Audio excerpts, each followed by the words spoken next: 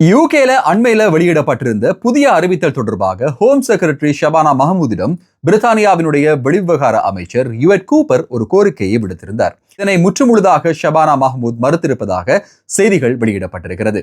பிரித்தானியாவினுடைய சட்டத்துறையில கொண்டு வர இருந்த மாற்றத்தின் மிகப்பெரிய ஒரு மாற்றத்திற்கு எதிராக பல்லாயிரக்கணக்கான வழக்கறிஞர்கள் சேர்ந்து பிரதமர் கியர் ஸ்டாமருக்கு எதிராக திரும்பியிருக்காங்க.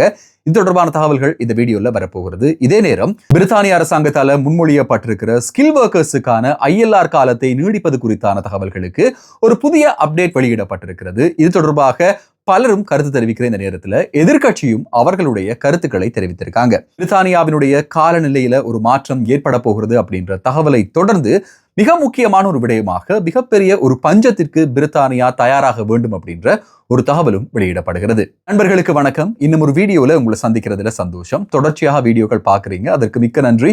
முதல் தடவையா பாக்குறீங்க அப்படின்னா மறக்காம சப்ஸ்கிரைப் பண்ணுங்க, இந்த வீடியோக்கு லைக் பண்ணுங்க, உங்க நண்பர்களோட இந்த வீடியோ மற்றும் சேனலை பகிர்ந்து கொள்ளுங்க.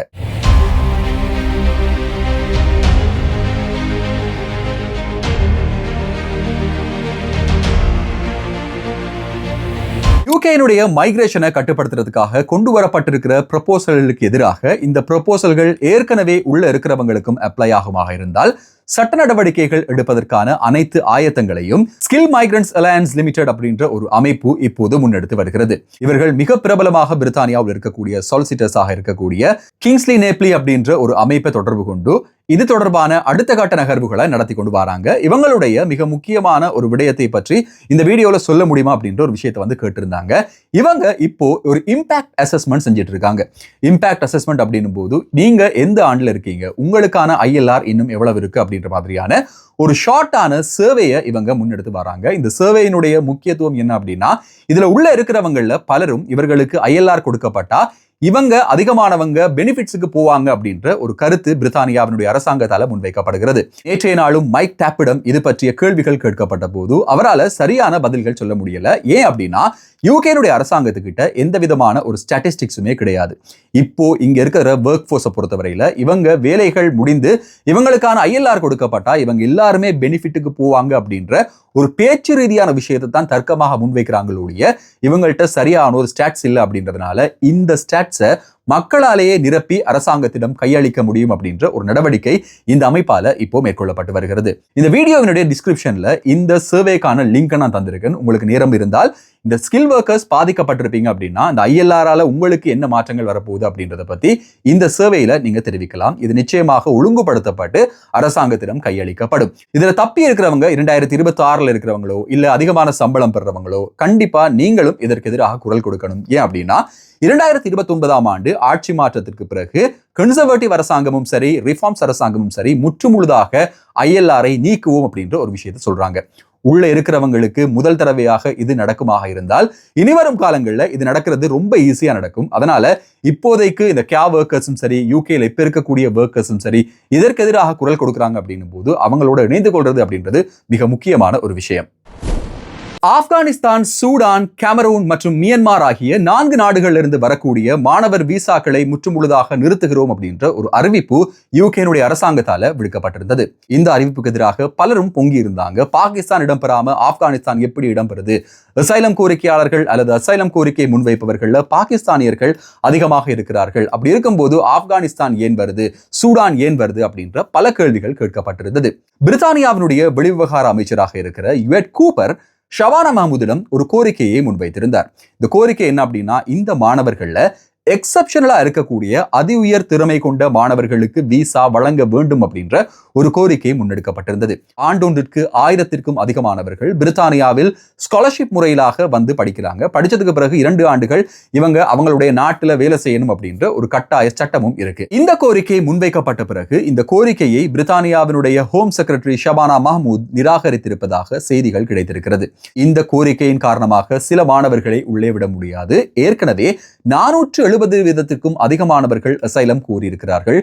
குறிப்பிட்ட நாடுகளைச் சேர்ந்தவர்களுடைய அசைலம் கோரும் எண்ணிக்கை அதிகரித்திருக்கிறது.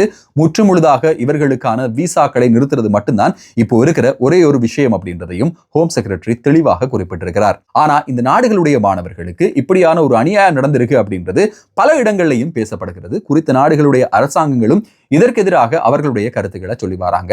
எப்பாடுபட்டாவது இமிகிரேஷனை கண்ட்ரோல் பண்ணுவோம் அப்படின்றதுல ஹோம் செக்ரட்டரி ஷபானா மஹ்மூத் விடாப்பிடியா இருக்காங்க அப்படின்றது இந்த செய்தி மூலமாக அறிந்து கொள்ளக்கூடியதாக இருக்கிறது. யூகே அரசாங்கத்தால முன்னெடுக்கப்பட்டு வர இன்னும் ஒரு திட்டம் என்ன அப்படின்னா கோர்ட்ஸ் அண்ட் ட்ரிபியூனல் பில் அப்படின்ற ஒரு பில். இந்த பில்லினுடைய ப்ரப்போசலை யூகேனுடைய நீதி செயலாளராக இருக்கிற டேவிட் லாமி வெளியிட்டிருந்தார்.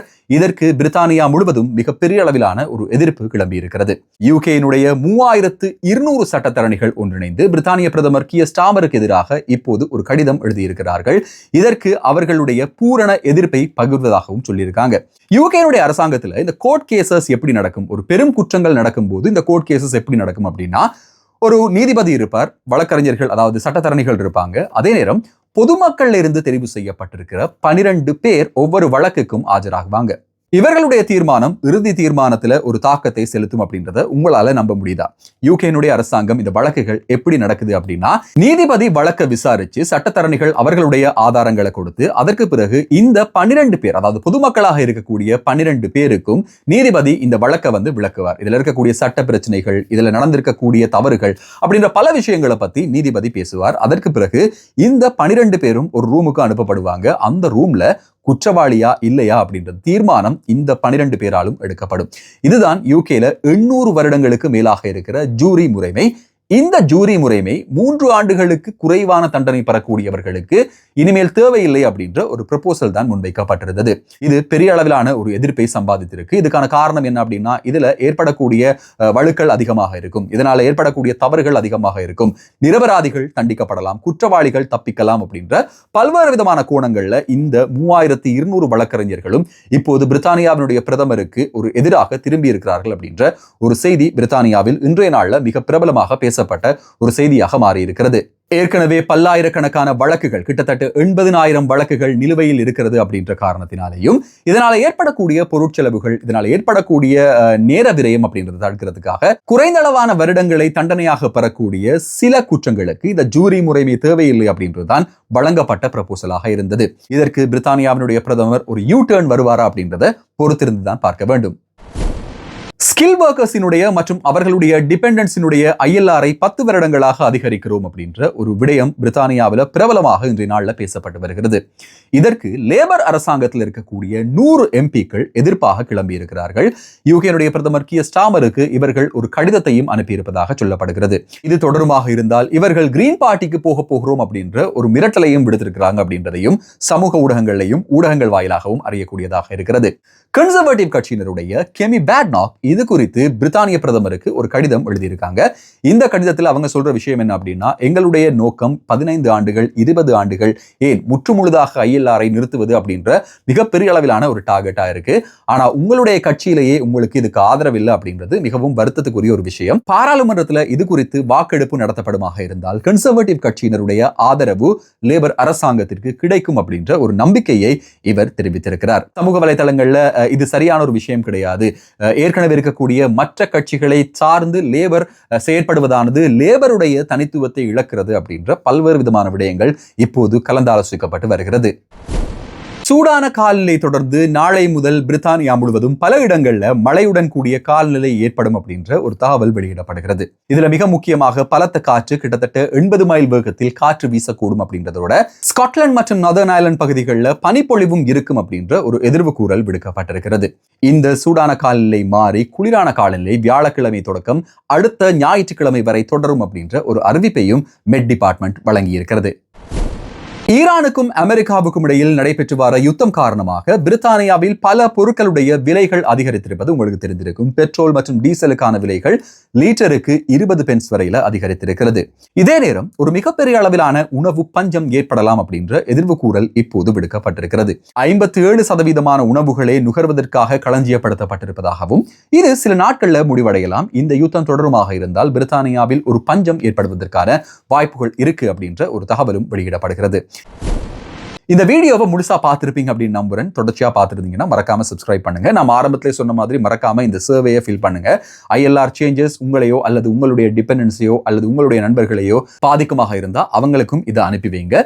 இன்னும் ஒரு வீடியோல இன்னும் சுவாரஸ்யமான புதிய தகவல்கள் செய்திகளோடு உங்களை சந்திக்கும் வரை நன்றி, வணக்கம்.